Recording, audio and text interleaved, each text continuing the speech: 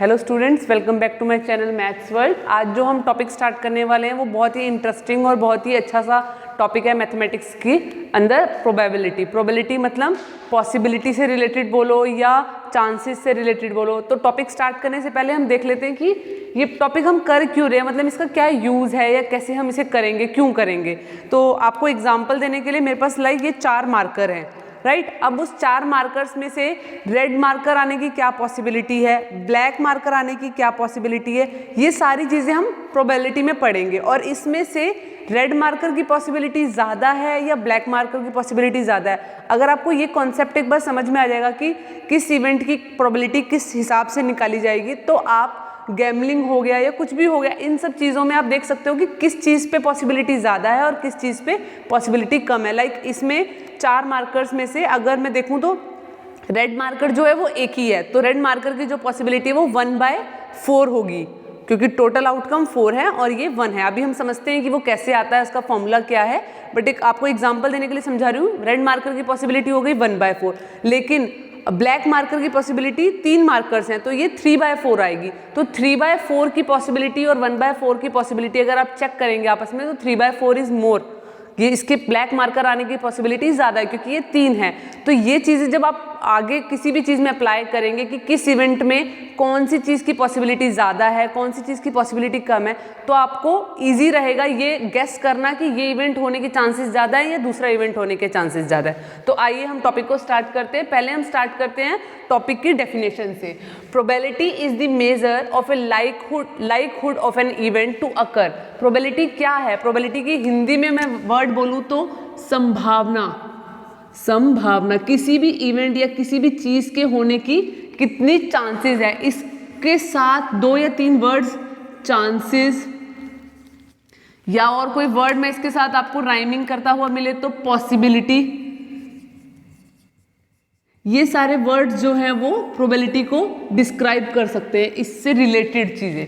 तो प्रोबेबिलिटी क्या है? वो मेजर करती है एक इवेंट के होने, लाइकलीहुड मतलब ज़्यादा से ज़्यादा या फेवर में होने की पॉसिबिलिटी को जो मेजर कर रही है उसको हम बोल रहे हैं probability. Many events can't be predict with total certainty. कुछ इवेंट्स ऐसे होते हैं जिनको मैं पूरा प्रिडिक्ट नहीं कर सकती। मैं आपको एग्जांपल दूं, मैंने आपको किसी इंसान को बोला या मैंने आपको बोला कल बारिश होगी, मैंने आपको ये सेंटेंस बोला, कल हमने वेट किया, नेक्स्ट डे हमने देखा बारिश हुई नहीं, तो आपने बोला जो मैम ने बोला है वो तो गलत है। तो मैंने पूरी पॉसिबिलिटी के साथ बोल दिया कि कल बारिश होगी, मैंने ये नहीं कहा कि शायद बारिश होगी या इतना % चांस है बारिश होगी या नहीं होगी, मैंने पूरी श्योरिटी के साथ बोल दिया कि कल बारिश होगी और बारिश हुई ही नहीं। तो कुछ टाइम ऐसी चीज़ें होती हैं कि अनसर्टेन है, जिसका हम पूरी पॉसिबिलिटी के साथ नहीं बोल सकते कि ये चीज़ हो सकती है या नहीं हो सकती। तो वो कितनी हो सकती है, कम है या ज़्यादा है, वो हमें प्रोबेबिलिटी बताता है और प्रोबेबिलिटी बताने से हम उसको उस हिसाब से ही बोलते हैं। अगर मुझे प्रोबेबिलिटी का पता है तो मैं ये नहीं बोलूँगी कि कल बारिश होगी, मैं कहूँगी शायद कल बारिश होगी या 50% चांस है कि कल बारिश होगी। 50% चांस क्यों? हम 2 इवेंट्स अगर अपने माइंड में एज्यूम करें, या तो बारिश होगी या नहीं होगी, तो पूरे 100 में से 50% चांस है बारिश होगी और 50% चांस है बारिश नहीं होगी। तो मैं अज्यूम करके बोल दूंगी कि हाँ 50% चांस है कि कल बारिश होगी। अगर उसमें कल बारिश नहीं भी हुई तो मैं ये कह सकती हूँ मैंने 50% ही बोला था, बाकी बचा 50% बारिश ना होने की पॉसिबिलिटी भी थी। पर इस चीज़ में ये पता लग रहा है कि मैंने दोनों चीज़ को अपने माइंड में एज्यूम किया था। तो कुछ इवेंट्स ऐसे होते हैं जिनको हम पूरा सर्टेनिटी के साथ एज्यूम नहीं कर सकते, उन केसेस में हम पॉसिबिलिटी निकालते हैं या प्रोबेबिलिटी निकालते हैं कि उस इवेंट को होने की कितनी पॉसिबिलिटी है। We can predict only the chance of an event to occur. हम किसी भी चीज़ के होने की या किसी भी इवेंट के होने की सिर्फ एक एज्यूम कर रहे हैं कि हाँ इतना % ये हो सकता है, इतना इसका चांस है, ये चीज़। How likely they are to be happen using probability. Probability उस चीज़ को जो आप सोच रहे हो कि कितना होगा, शायद वो ऐसा होगा, शायद वो ऐसा होगा, वो शायद जो हम वर्ड बोल रहे हैं ना, उस कितना % शायद है, वो हमें प्रोबेबिलिटी नाप के बता रही है। जैसे आप एक हलवाई की दुकान पे जाके मिठाई बोलोगे कि मुझे 1 किलो चाहिए, आपने उसको एक यूनिट बताई है कि मुझे 1 kg सामान चाहिए, तो वो अपने वहाँ पे आपको तोल के वो 1 kg देगा। अब हम क्या करते हैं, जो शायद वर्ड बोलते हैं, एज्यूम करते हैं कि इतना हो सकता है, इतना नहीं हो सकता। वो जो चांस को मेजर कर रहा है, इवेंट के होने के चांस को जो मेजर कर रहा है वो प्रोबेबिलिटी है। और जो प्रोबेबिलिटी है वो 0 और 1 के बीच में लाई करती है। अब ये 0 और 1 के बीच में ही क्यों लाई करती है, ये अभी मैं आपको लाइन ऑफ प्रोबेबिलिटी का पूरा एक डिस्क्रिप्शन बताती हूँ, उससे पता लगेगा कि 0 कब होती है, 1 कब होती है, और 0 और 1 के बीच में ही क्यों लाई करती है। उसके साथ साथ पहले हम समझ लेते हैं किसी भी इवेंट के होने की प्रोबेबिलिटी को हम कैसे लिखेंगे या कैसे करेंगे। तो उसका होगा नंबर ऑफ फेवरेबल आउटकम, जो भी आपके हित में, फेवरेबल मतलब जो भी आपने इवेंट को एज्यूम किया उस इवेंट के होने को फेवरेबल बोलेंगे। अगर मैं चाहती हूँ 5 चीज़ों में से 1 नंबर आना मेरा इवेंट है, तो 1 आना ही मेरा फेवरेबल आउटकम होगा। बाकी जो 2, 3, 4, 5 आएगा वो मेरे फेवर में नहीं है। मेरा फेवर मतलब जिस चीज़ को मैं एज्यूम करके चली हूँ इवेंट में, इवेंट आएगा तो ही मेरा फेवर है ना, अदरवाइज तो मेरा फेवर नहीं है। लाइक मैंने आपको जो बारिश वाला एग्जांपल दिया था, बारिश होगी या नहीं होगी, अगर मैंने बारिश होने को अपना इवेंट माना है तो बारिश होने के चांसेस मेरे फेवर में है, बारिश ना होने के चांसेस मेरे फेवर में नहीं है। तो फेवरेबल मीन्स जो हमारे इवेंट को फुलफिल कर रहा है वो फेवरेबल। और नीचे आएगा टोटल नंबर ऑफ आउटकम्स, पूरा सैंपल स्पेस या पूरी चीज़ की कितनी पॉसिबिलिटी है वो टोटल नंबर ऑफ आउटकम्स नीचे आएंगे। जब भी आप प्रोबेबिलिटी वाला टॉपिक करोगे तो कुछ टर्म्स होती हैं, sample space, sample points, outcomes, events, ये सारे वर्ड्स का क्या प्रॉपर मीनिंग है वो भी हम आने वाली वीडियोस में पूरा डिस्कस करेंगे, राइट। तो अभी हम इस फॉर्मूले के हिसाब से बेसिक ये फॉर्मूला लेके चलते हैं और देखते हैं कि ये 0 और 1 पॉसिबिलिटी कब बनेगी और कैसे बनेगी, और ये 0 और 1 के बीच में ही क्यों लाई कर रहा है। तो इसको हम रिप्रेजेंट कर रहे हैं लाइन ऑफ प्रोबेबिलिटी से। अब ये लाइन ऑफ प्रोबेबिलिटी क्या है ये हम आपको भी बताते हैं। लाइन ऑफ प्रोबेबिलिटी का मतलब ये एक लाइन है प्रोबेबिलिटी की, जिसमें ये कहाँ से कहाँ तक लाई कर रही है, 0 से 1 के बीच में। तो p = 0 से p = 1 के बीच में ये पॉसिबिलिटी लाई कर रही है। 0 कब होगा, 1 कब होगा, और 0 और 1 ही और उसके बीच में ही क्यों होगा। इसके लिए हम छोटे छोटे एग्जाम्पल्स लेट करते हैं। 0 कब होगा, 0 मीन्स एग्जाम्पल के लिए, जैसे मैंने ये 4 मार्कर वाला आपके सामने एग्जाम्पल लिया था, मैं फिर से उसी से स्टार्ट करती हूँ। ये 4 मार्कर्स हैं जिसमें रेड और ब्लैक कलर का मार्कर है, लेकिन अगर मैं आपको बोलूँ इसमें से ब्लू कलर के मार्कर की क्या पॉसिबिलिटी है, ब्लू कलर के मार्कर की क्या पॉसिबिलिटी है, तो आप हंस के बोलोगे मैम इसमें ब्लू कलर का मार्कर है ही नहीं। तो ब्लू कलर का मार्कर कभी भी इसमें से नहीं आ सकता। तो ये एक ऐसा इवेंट है जो हो ही नहीं सकता, मीन्स इम्पॉसिबल। तो इम्पॉसिबल इवेंट को हम यहाँ बोलेंगे, इम्पॉसिबल इवेंट में जब भी आएगा 0 प्रोबेबिलिटी आएगी, क्योंकि ब्लू कलर के मार्कर के लिए प्रोबेबिलिटी निकालेंगे, नंबर ऑफ फेवरेबल आउटकम ऊपर 0 और number of total outcome, this is the 4 outcomes 1, 2, 3, 4। तो नीचे डिवाइड में तो 4 आ जाएगा, लेकिन आंसर हमारा 0 आएगा। ऐसा इवेंट जो उस पर्टिकुलर सैंपल स्पेस में नहीं हो सकता।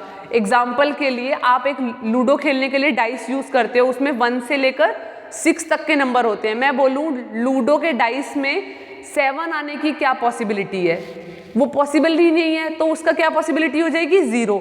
ऐसा इवेंट जो उस टाइम हो ही नहीं सकता है, उसकी प्रोबेबिलिटी हो गई 0। और प्रोबेबिलिटी 1 कब होगी और यही मैक्सिमम क्यों होगी। Example, P of black marker, black marker. अब मैं एज्यूम करने को बोलती हूँ आपको कि सपोज करो ये रेड रंग का मार्कर हमारे पास नहीं है, ये 3 मार्कर्स हैं और तीनों के तीनों कौन से कलर के हैं, ब्लैक। तो ब्लैक मार्कर आने की पॉसिबिलिटी चेक कर रहे हैं। पहली बार निकाला ब्लैक आ गया, दूसरी बार निकाला ब्लैक आ गया, तीसरी बार निकाला ब्लैक ही आ गया। फेवरेबल आउटकम कितने, 3। फेवरेबल आउटकम कितने, 3। टोटल आउटकम कितने, 3। तो ये जब हमने सॉल्व किया तो कितना आया, 1। इस तीनों मार्कर्स में से ब्लैक मार्कर आना श्योरिटी है। मैं आंख बंद करके भी अगर इसमें से ब्लैक मार्कर निकालने की चांसेस देखूंगी तो ब्लैक ही आएगा, क्योंकि इसमें सारे के सारे ब्लैक मार्कर्स ही है। तो ऐसा इवेंट जो श्योर इवेंट हो, श्योर मतलब पूरी 100% पॉसिबिलिटी है उसके ही होने की, और कुछ नहीं हो सकता। अभी दोपहर हो रही है या शाम हो रही है, कल रात के बाद अगले दिन सुबह ही होगी, 100% श्योरिटी है कि रात के बाद अगले दिन सुबह ही होगी, राइट। तो वो श्योर इवेंट होगा, उसमें 100% पॉसिबिलिटी है, तो वहाँ पे P की वैल्यू 1 आएगी। अब ये 0 और 1 तो हमें समझ में आ गया कि इस दोनों की ये मिनिमम है और यही मैक्सिमम है। इसके बीच में क्या होगा, इसके बीच में पहले हम निकालते हैं दोनों का बिल्कुल सेंटर पॉइंट। सेंटर पॉइंट मतलब जहां पॉसिबिलिटी कितनी होगी या प्रोबेबिलिटी 1/2, यानी इवन चांसेस, होने के और ना होने के चांसेस पूरे बराबर।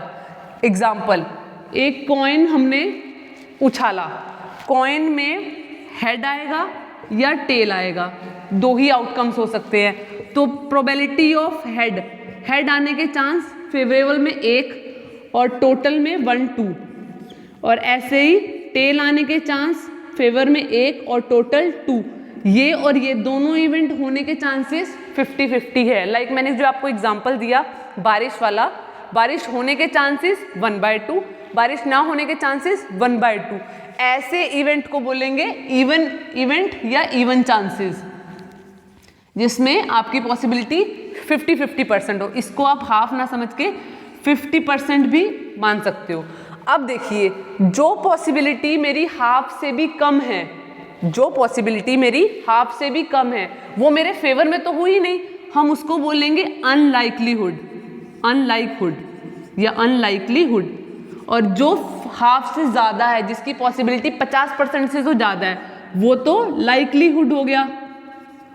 अब ऐसा कैसे मैम, आप कैसे बता सकते हो? अगर कोई चीज़ होने की पॉसिबिलिटी 50 से भी कम है, तो क्या हमारे वो फेवर में हुआ? नहीं हुआ। एक तो हमने एज्यूम किया कि कोई चीज़ होगी और उसके चांसेस 50 से भी कम थे।